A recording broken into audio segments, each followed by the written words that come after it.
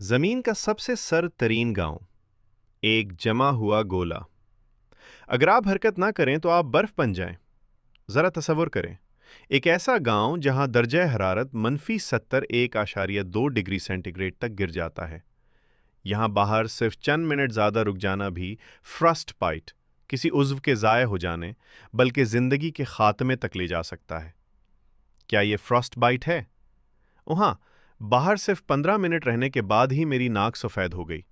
खुलियों के अंदर बर्फ के क्रिस्टल बनने लगे और टिश्यू मरने लगा। अगर मैं 5 मिनट और रुका रहता तो मेरी नाक को मुस्तकिल नुकसान हो जाता।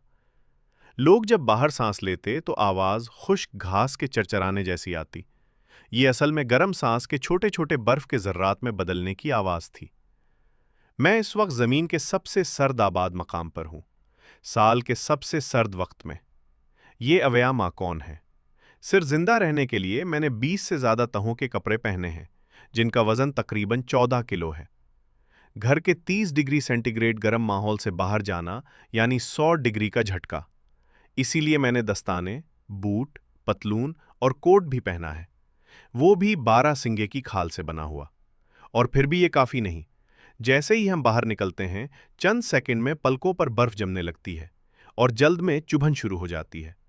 गांव पूरी तरह सुनसान महसूस होता है। सर्दी ने मेरी उंगली जला दी। जी हां, यहां सर्दी जलाती है। ये सर्दी सिर्फ इंसानों या जानवरों को नहीं रोकती, हर चीज को ठप कर देती है। मशीनें काम नहीं करती, कारें चंद घंटों में बर्फ बन जाती हैं। जमीन हमेशा जमे रहने की वजह से यहां फल और सब्जियां अग ही नहीं सकती। हमने मॉस्को से 7 घंटे की परवास करके याकुतस पहुंचा, फिर 900 किलोमीटर का 18 घंटे का सफर तय किया। रात के 2 बजे हम दुनिया के सर्द तरीन गांव पहुंचे। थर्मामीटर -96 डिग्री सेंटीग्रेड था, -60.5 डिग्री सेंटीग्रेड दिखा रहा था। जैसे ही गाड़ी से बाहर कदम रखा, ऐसा लगा जैसे किसी दूसरी दुनिया में आ गए हों। नाक के अंदर के बाल जमकर चपते महसूस हुए। खुश्क हवा ने हमें बेकाबू खांसने पर मजबूर कर दिया। अवया माकौन की आबादी तकरीबन 800 है, जो 1.5 किलोमीटर के इलाके में फैली हुई है।